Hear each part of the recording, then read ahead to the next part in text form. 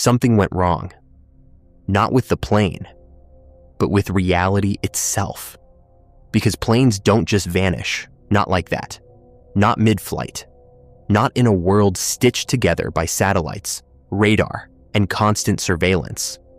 Not a Boeing 777 carrying 239 souls, each one tracked, ticketed, documented. And yet, on March 8th, 2014, it did. Flight MH370. Simply disappeared. No distress call. No explosion on radar. No final goodbye. Just silence. A silence so complete, it still hasn't been broken. Welcome to the VOSS Story Room, where every story pulls you a little deeper into the dark. If you find yourself drawn to mysteries that refuse to be solved, stories that linger long after they end, consider subscribing, not for answers, but for the questions that won't let you sleep. The night was ordinary. That's how these stories always begin.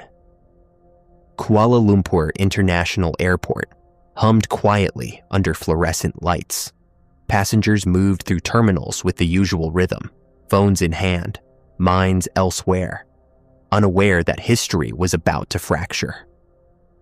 Flight MH370 was scheduled for Beijing, a routine overnight flight crewed by experienced professionals, piloted by Captain Zahari Ahmed Shah, a man with over 18,000 hours of flying experience. Nothing out of place, nothing unusual, until it was. At 12:41 a.m., the aircraft took off, climbing steadily into the darkness. Everything normal, everything predictable.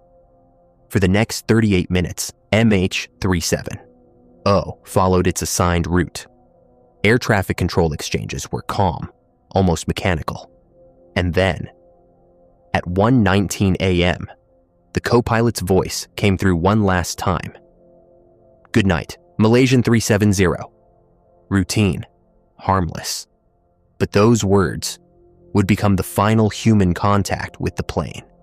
Because just minutes later, something changed. The aircraft vanished from civilian radar. No warning, no alarm. Just gone. But here's where the story begins to twist.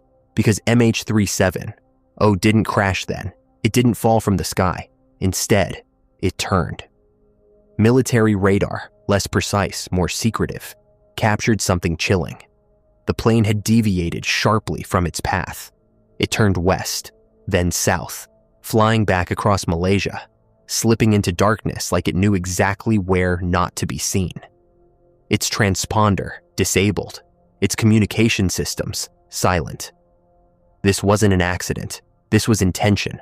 For hours, the plane continued flying, not aimlessly, but deliberately, as if guided by someone or something that understood the blind spots of modern surveillance. Satellite pings later revealed a haunting truth. MH370 kept going for nearly 6 more hours across the vast empty stretch of the Indian Ocean, a place so remote it might as well be another planet. And then, nothing. Again. Search efforts became one of the largest in aviation history. Countries mobilized, ships scanned the ocean, aircraft combed the skies. But the ocean remained silent. Weeks turned into months, months into years. And still, no wreckage, no answers, just theories, dark ones. The official explanation leaned toward pilot involvement. Captain Zahari, a man trusted with hundreds of lives, was suddenly recast as a suspect. They found a home flight simulator, recovered deleted files, speculated routes that eerily mirrored MH370's final path. It fit too neatly, too perfectly, as if the mystery needed a villain. But there was a problem. No motive, no goodbye note, no behavioral warning signs. Nothing in his life suggested he was about to commit one of the most complex and chilling acts in aviation history. And so, the theory lingered, but it never settled. Then came something stranger, much stranger. a theory whispered in corners of the internet, dismissed at first, then quietly revisited. It began with the satellite data, those faint handshakes between the aircraft and an orbiting satellite, tiny digital pulses, proof that something was still up there, moving. But the data wasn't just incomplete, it was off.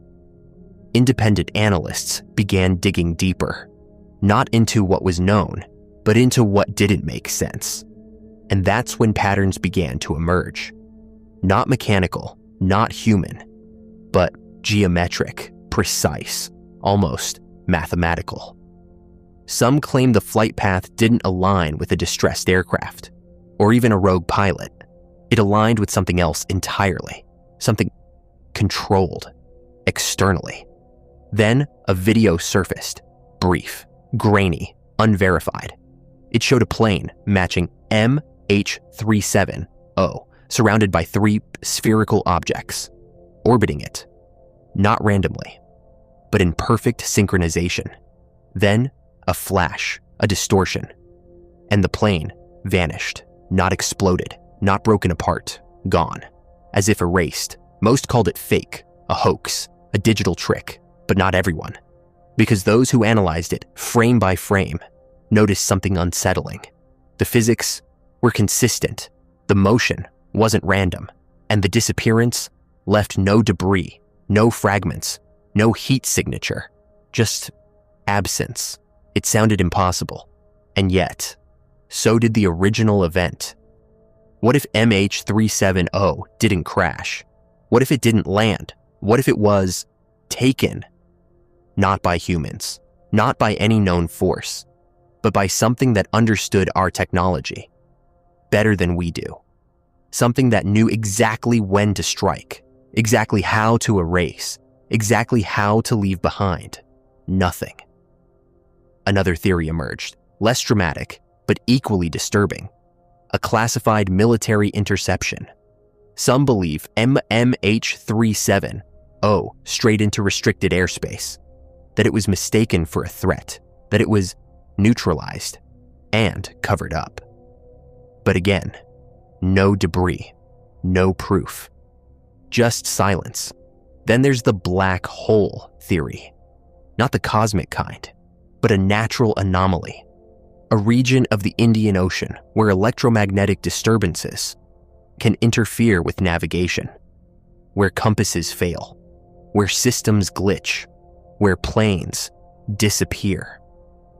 But even that doesn't explain 6 hours of controlled flight. It doesn't explain the deliberate turn. It doesn't explain the absence of wreckage.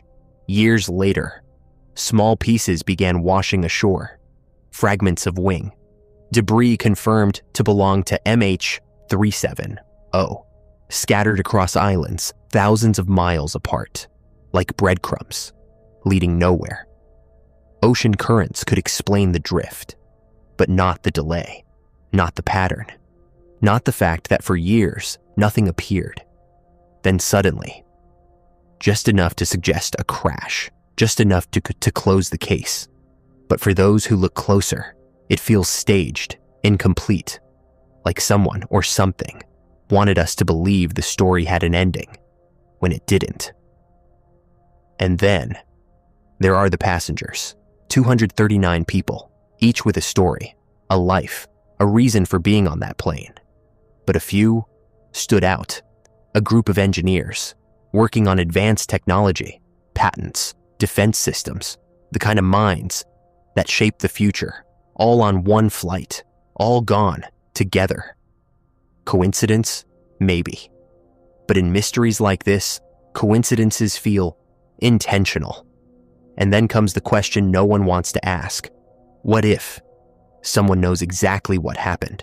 Governments, agencies, organizations, the kind that operate in shadows, the kind that don't answer questions, only erase them.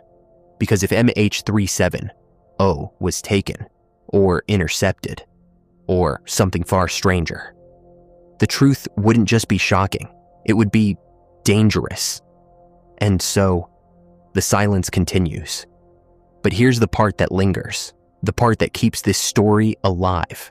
Those final hours. 6 hours of flight over empty ocean. No communication, no distress. Just movement. Imagine being on that plane. The lights dim, passengers asleep, crew moving quietly. And then, something changes. A turn, a shift, a feeling that something isn't right. Maybe someone noticed. Maybe someone stood up, looked out the window, saw something.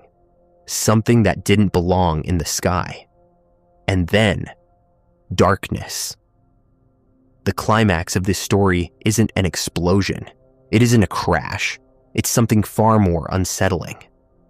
Because the true horror of MH370, is that it might still be out there. Not wreckage, not debris, but the plane itself. Somewhere we can't reach, somewhere we don't understand. What if it didn't fall? What if it crossed into something else? A place where signals don't return, where time doesn't move the same, where 239 people are still waiting for a rescue that never comes, waiting for a world that has already moved on. Or worse, what if they're not waiting at all? What if, in that final moment, they realize something no one else ever has, something so terrifying, it had to be erased completely. And that's why we'll never find them. Not because we can't, but because we're not meant to. Because some mysteries aren't accidents. They're warnings. And MH370 might be one of them. You've been listening to the VOSS Story Room. If this story stayed with you, if it followed you into the quiet moments, consider liking, subscribing, and sharing it with someone who isn't afraid of the unknown. Because the deeper you go, the darker it gets. And some stories never let you come back.